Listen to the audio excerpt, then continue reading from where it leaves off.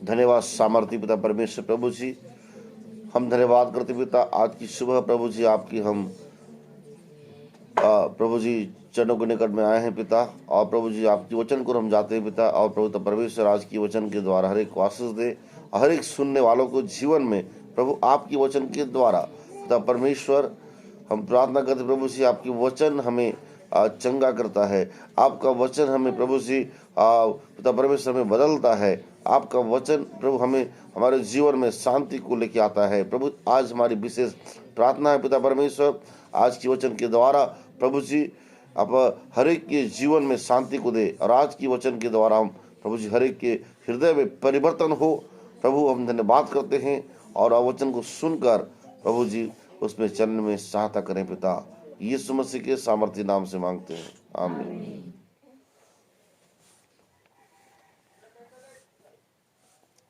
तो आज का विषय है प्रभु में बढ़ने के लिए 5 कदम। हम प्रभु में कैसे बढ़ सकते हैं और कैसे प्रभु में बढ़ना है, तो हम 5 कदम उस बातों को देखेंगे। 5 बातें जो प्रभु में बढ़ने के लिए एक विश्वासी को क्या है, जरूरी है। और इसके बिना हम मसीह में आगे नहीं बढ़ सकते, प्रभु में आगे नहीं बढ़ सकते। तो पहला जो बातें हैं वो है पवित्र बाइबल का अध्ययन प्रतिदिन करें। पहला क्या है? पवित्र बाइबल का अध्ययन प्रतिदिन करना है। हालेलुया। और दूसरा है प्रतिदिन प्रार्थना कीजिए। प्रतिदिन प्रार्थना करना है। और तीसरा है संगति करना। और चौथा कदम है दूसरों को प्रभु के बारे में बताना। और 5वां कदम है अपने हृदय को पवित्र रखना। ये 5 कदम है मसीह में बढ़ने के लिए। ये 5 काम करना पड़ेगा आपको। और ये 5 बातों को अपने जीवन में जब लागू करेंगे तो आप मसीह में बढ़ने लगेंगे। वचन में लिखा है हमें मसीह के सामर्थ्य के प्रभाव में आगे बढ़ना है। इसलिए ये 5 बातें हैं जो आपको मसीह में, प्रभु यीशु मसीह में बढ़ने के लिए मदद करेंगे। हालेलुया। तो पहला बात क्या है? पवित्र बाइबल का अध्ययन करना। आइए हम देखते हैं समय पहली बातों पर हम चर्चा करेंगे। पहली बातें हैं पवित्र बाइबल का अध्ययन करना।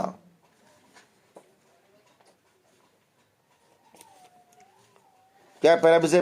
पवित्र बाइबल का प्रतिदिन अध्ययन करना है। जिस तरह से प्रतिदिन बच्चे को दूध की जरूरत पड़ती है, वैसे ही हर एक विश्वासी को पवित्र बाइबल का अध्ययन प्रतिदिन करना आवश्यक है। हम देखते हैं कि जिस तरह से प्रतिदिन एक बच्चों को, दूध पीने वाले बच्चों को दूध की जरूरत पड़ती है, वैसे ही प्रतिदिन एक विश्वासी को, एक मसीह को जो यीशु पर विश्वास करता है और जो सच्चा मसीह है, उसे प्रतिदिन पवित्र बाइबल का अध्ययन करना चाहिए। हालेलुया।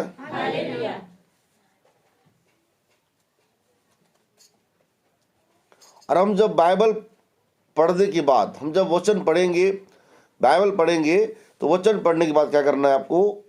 उस पर मनन कीजिए और फिर आज्ञाकारी होकर उन शिक्षाओं का पालन अपने जीवन में कीजिए। बाइबल जब पढ़ेंगे, वचन जब पढ़ेंगे, तो पहला कदम है पवित्र बाइबल का अध्ययन प्रतिदिन करना। तो प्रतिदिन जब आप बाइबल का अध्ययन करते हैं, वचन का अध्ययन करते हैं, तो आपके बात ध्यान रखना है कि आपको पढ़ने के बाद, वचन को अध्ययन करने के बाद या पढ़ने के बाद उस पर मनन करना है। मनन कम से कम आधा घंटा मनन करें वचन को। जो वचन सुना है या पढ़ा है उस वचन पर मनन, चिंतन और विचार कीजिए।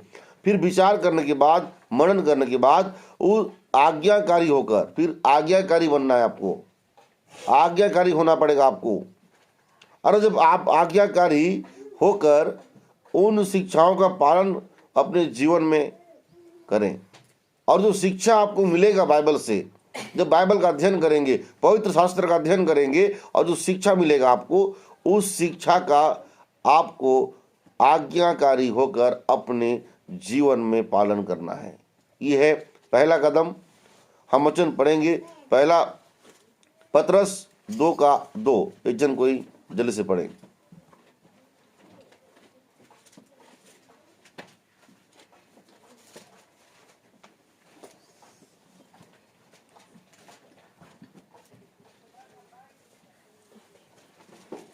नए जन्मे हुए बच्चे के समान निर्मल आत्मिक दूध की लालसा करो, ताकि उसके द्वारा उद्धार पाने के लिए बढ़ते जाओ। नए जन्मे हुए बच्चे के समान, नए जन्मे हुए बच्चे के समान आत्मिक दूध की लालसा करो। यहाँ पर लिखा हुआ है, हम वचन देखते हैं। यहाँ पर पहला पतरस की किताब उसका 2 अध्याय में हम वचन को देखते हैं। हालेलुया।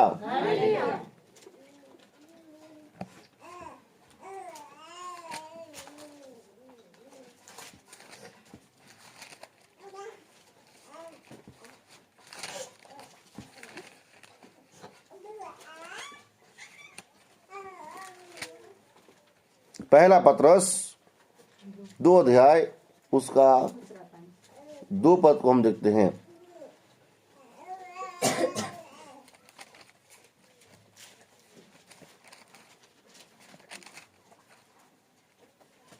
नए जन्मे हुए बच्चे के समान निर्मल आत्मिक दूध की लालसा करो। देखिए वचन में क्या लिखा है, नए जन्मे हुए बच्चे के समान, नए जन्मे हुए बच्चे के समान आपको।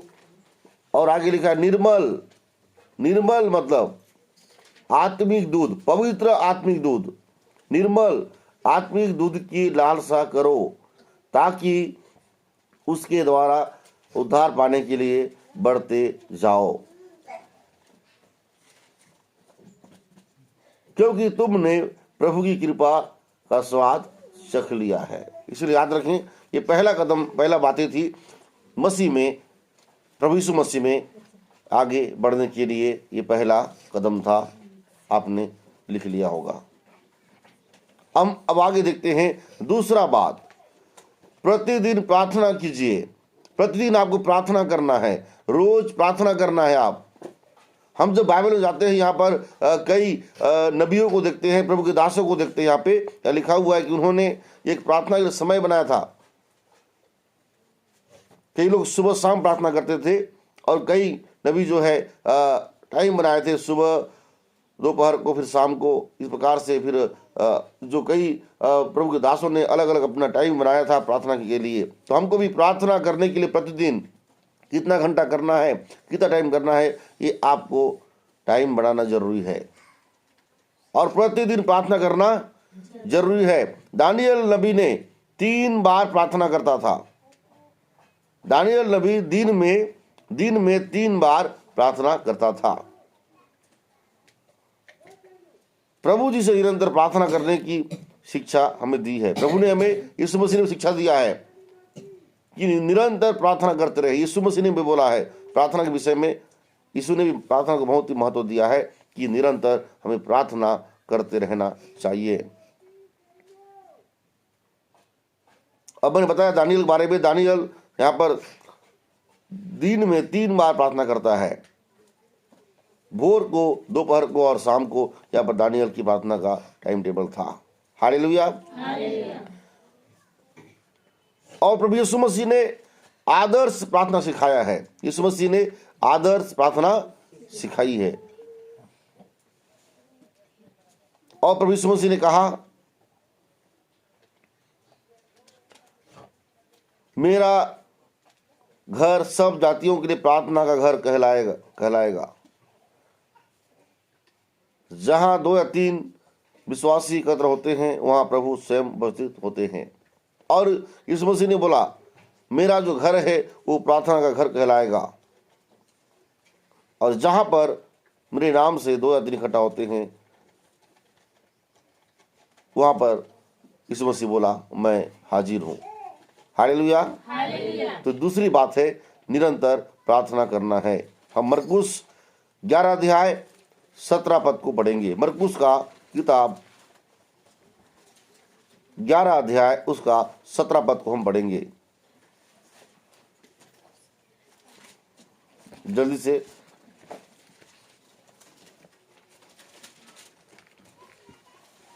और उपदेश करके उनसे कहा, क्या यह नहीं लिखा है कि मेरा घर सब जातियों के लिए प्रार्थना का घर कहलाएगा, पर तुमने इसे डाकुओं की खो बना दी है। हालेलुया। यहाँ पर मरकुस किताब 11 अध्याय में और 17 पद में प्रभु यीशु मसीह ने यहाँ पर बात कहा। हालेलुया।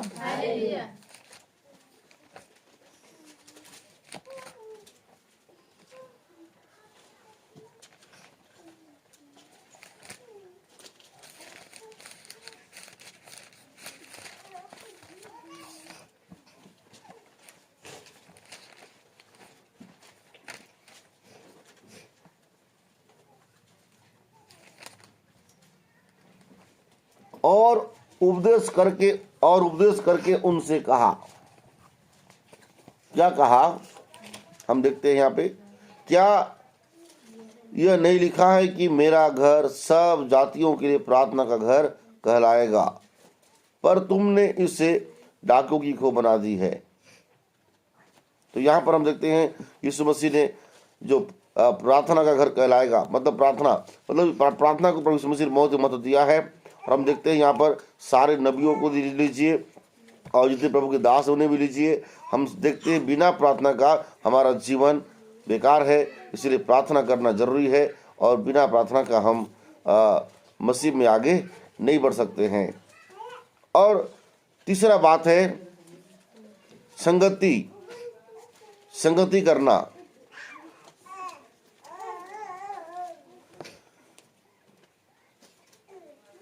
और सबसे पहली बात है हम तो सबसे पहले प्रभु के साथ संगति करना है। कैसे करेंगे? हम जब वचन पढ़ेंगे, प्रार्थना करेंगे तो प्रभु के साथ संगति करते हैं। और दूसरी बात है उनके साथ संगति कीजिए जो परमेश्वर को जानते हैं। आपको उनके साथ संगति करना है जो प्रभु यीशु को जानते हैं, परमेश्वर को जानते हैं और उनसे प्रेम रखते हैं। किससे? प्रभु से। जो प्रेम रखता है, केवल जानने वाले लोग नहीं, जो प्रभु को जानते हैं, जो परमेश्वर को जानते हैं और प्रभु यीशु मसीह से प्रेम रखते हैं। हम जब यूहन्ना 14 अध्याय का 15 पद पढ़ते हैं, वहां लिखा हुआ है, यदि तुम मुझसे प्रेम रखते हो मेरी आज्ञाओं को मानोगे।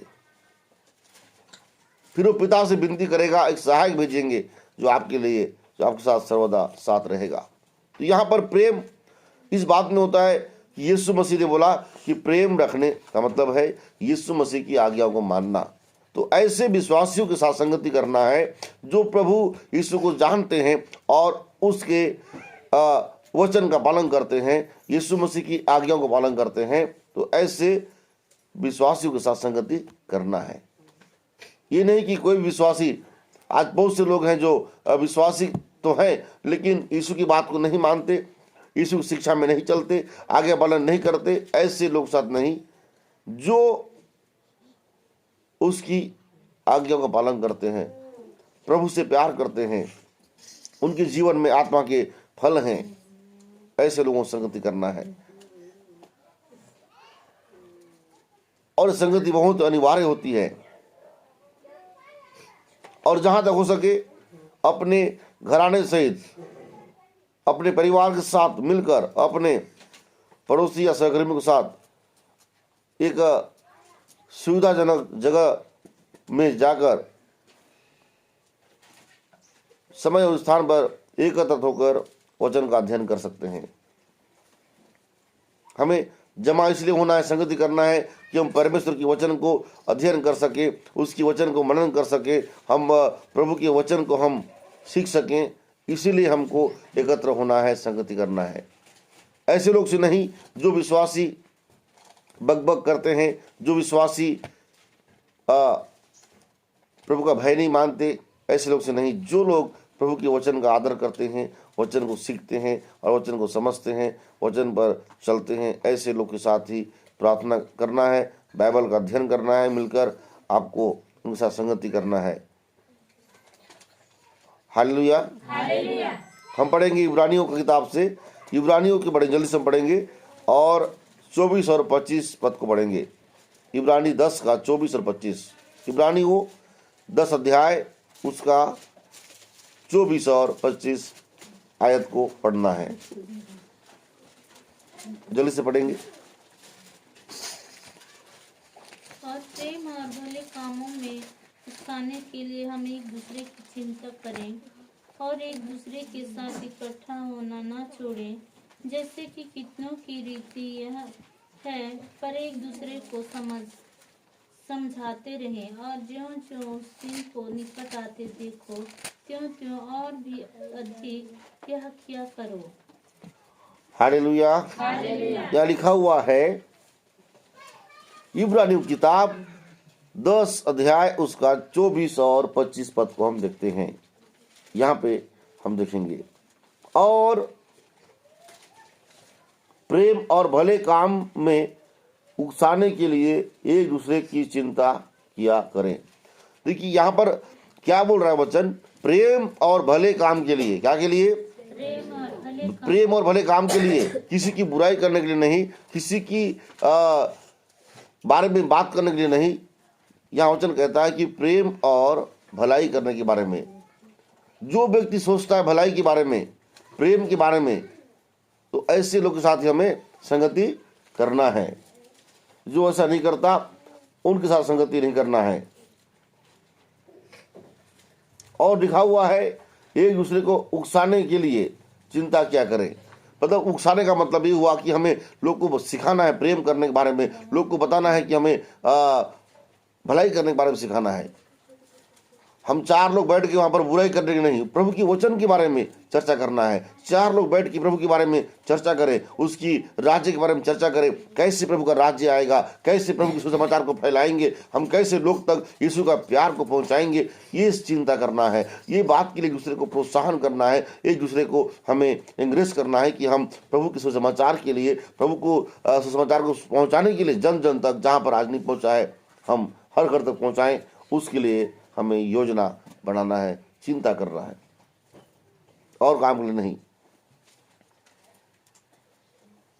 और एक दूसरे के साथ इकट्ठा होना न छोड़ो। और लिखा हुआ एक दूसरे के साथ इकट्ठा होना न छोड़े, जैसे कितनों की रीति है, पर एक दूसरे को समझाते रहें। और बोलता है कि एक दूसरे का इकट्ठा होना है और एक दूसरे को समझाते रहना है, और ज्यों ज्यों उस दिन को निकट आते देखिए, त्यों त्यों और भी अधिक किया करो। और लिखा हुआ है यहाँ पे, ज्यों ज्यों ज्यों ज्यों उस दिन को निकट आते देखें, त्यों त्यों और भी अधिक क्या करें। हमें मालूम हो रहा है यीशु मसीह का आगमन निकट है, जल्द प्रभु यीशु मसीह आगमन होने वाला है, तो पता है हमें, तो इसलिए हमें और हम निकट और ज़्यादा से ज़्यादा इस प्रकार से भले काम करना है, प्रेम को आगे बढ़ाना है। हालेलुया। और चौथी बात है, प्रभु में बढ़ने के लिए दूसरे को प्रभु के बारे में बताएं।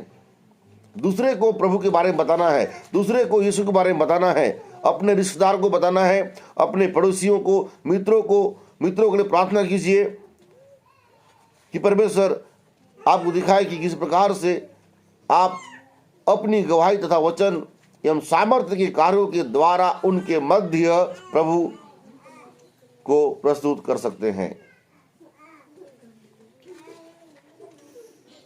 ये ध्यान रखना है आपको।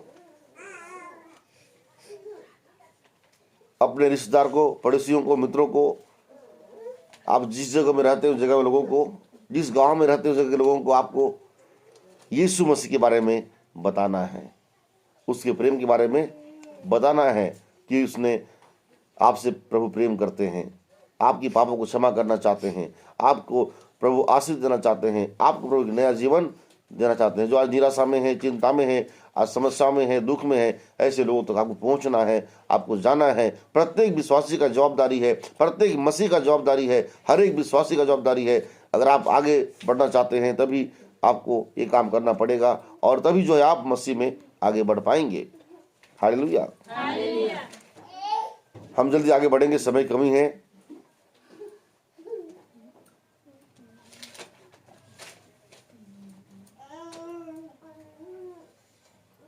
और मत्ती किताब 4 अध्याय निकालेंगे और हम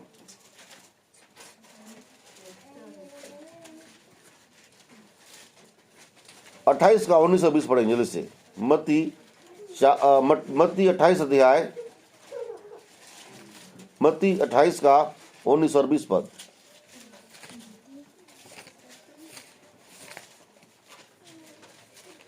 इसलिए तुम जाओ, सब जातियों के लोगों को चेला बनाओ और उन्हें पिता और पुत्र और पवित्र आत्मा के नाम से बपतिस्मा दो और उन्हें सब बातें जो मैंने तुम्हें आज्ञा दी है मानना सिखाओ, और देखो मैं जगत के अंत तक सदा तुम्हारे संग हूँ।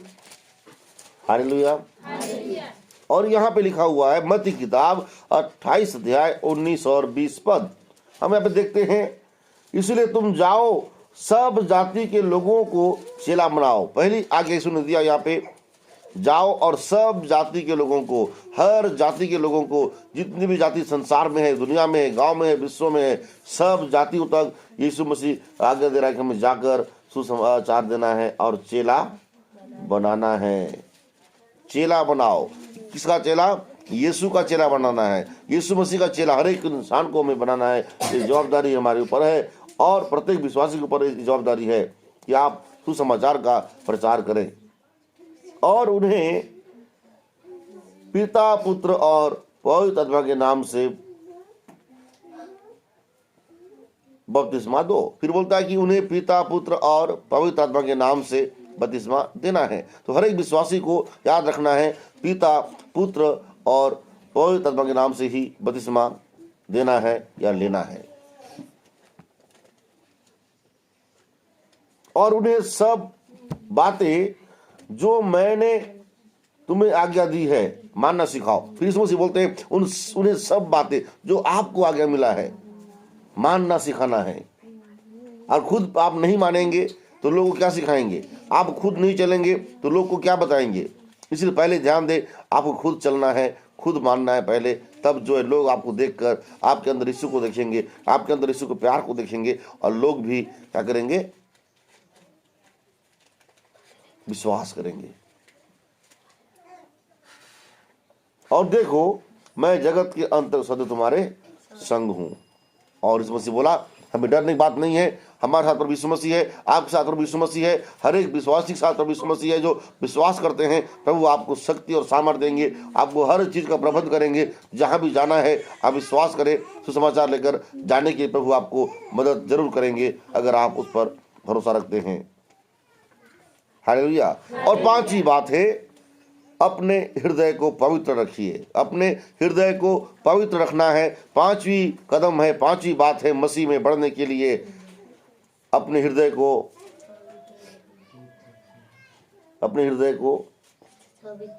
पवित्र रखें। एक जवान अपनी चाल को किस उपाय से शुद्ध रख सकता है? भजन संहिता में लिखा हुआ है 119 का 9 से 11 पद में। भजन संहिता 119 का 9 से 11। एक जवान अपनी चाल को किस उपाय से शुद्ध रख सकता है?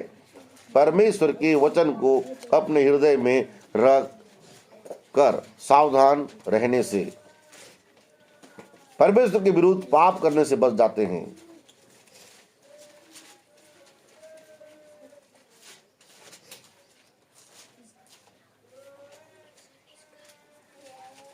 हालेलुया। 5वीं बात है यहाँ पर, अपने हृदय को शुद्ध रखना है, अपने हृदय को पवित्र रखना है। और वचन कहता है मत्ती किताब 5वें अध्याय में भी, जिनके मन शुद्ध है वो परमेश्वर को देखेंगे। और हमारा मन शुद्ध होना चाहिए, हमारा हृदय पवित्र होना चाहिए। हम बिना पवित्रता का परमेश्वर को, हम बिना शुद्धता का परमेश्वर को, हम बिना पवित्रता का परमेश्वर को हम प्रसन्न नहीं कर पाएंगे और हम उसके साथ रह भी नहीं पाएंगे, और बिना पवित्रता का हम स्वर्ग भी जा नहीं पाएंगे। यदि आप स्वर्ग जाना चाहते हैं तो जरूरी है पवित्रता। सबसे इंपॉर्टेंट बात है पवित्रता। अपने हृदय को शुद्ध रखना, अपने जीवन में पवित्रता होनी चाहिए। अपने चाल चलन को बदलो बोला यीशु मसीह ने, इसीलिए लिखा हुआ है अपने जीवन को बदलना है, अपने हृदय को शुद्ध रखना है, मन को बदलना है, मन को परिवर्तन करना है। अपने मन को, मन में हर बुरे बातों को, हर बुरे विचार को हटाना है अपने जीवन से, क्योंकि आप एक विश्वासी हैं, आप एक मसीह हैं, आप एक प्रभु का संतान है, प्रभु का बेटा और बेटी हैं। इसलिए आपको पवित्र रहना जरूरी है, क्योंकि लिखा हुआ है तुम्हारा बुलाने वाला कैसा है, पवित्र है। तुम भी अपने सारे चाल चलन में क्या बनो, पवित्र बनो। इसलिए याद रखें आपको पवित्र बनना है। ये 5 बातें थी, ये 5 कदम थी जो एक मसीह को मसीह जीवन में आगे बढ़ने के लिए सहायता करेगा। अगर आप ऐसा नहीं करेंगे तो नहीं बढ़ सकते। और ये 5 कदम आगे, 5 काम करेंगे आपके जीवन में तो ऑटोमेटिक और सीधी सी बात है कि परमेश्वर आपके जीवन में आशीष देंगे। ये 5 काम जब करेंगे आपके जीवन में उन्नति होगी। आप जब 5 काम करेंगे परमेश्वर आपको सफलता देंगे, और जरूर है कि आप प्रभु के साथ एक पक्का विश्वासी बन पाएंगे और एक ईमानदार मसीह बनने पाएंगे जब ये 5 कदम आप अपने जीवन में लागू करेंगे। 5 बातों को लागू करना पड़ेगा। ध्यान दें, घर में जाकर आप सभी लोग, और जितने लोग सुन रहे हैं, सुनने वाले भी, हर एक लोग जितने भी सुनेंगे इस वचन को, सुनने वाले हर एक विश्वासियों से, हर एक लोगों से, प्रभु के लोगों से मैं कहना चाहता हूं कि आप भी इस 5 कदम के द्वारा मसीह जीवन में आगे बढ़ सकते हैं और अपने जीवन को सफल बना सकते हैं। हालेलुया। इस 5 कदम के बिना हम मसीह जीवन में एक परिपक्व विश्वासी नहीं बन पाएंगे, एक परिपक्व मसीह हम नहीं बन पाएंगे जब तक ये 5 बातें नहीं होगी। और इनमें सबसे लास्ट बातें हैं पवित्रता। हालेलुया। इन 5 बातों में हम देखा बहुत कुछ यहाँ पर जो यीशु मसीह ने बोला है, बहुत सी बातें आया है। हालेलुया। तो प्रभु आपको इन वचनों के द्वारा सभी को आशीष दे।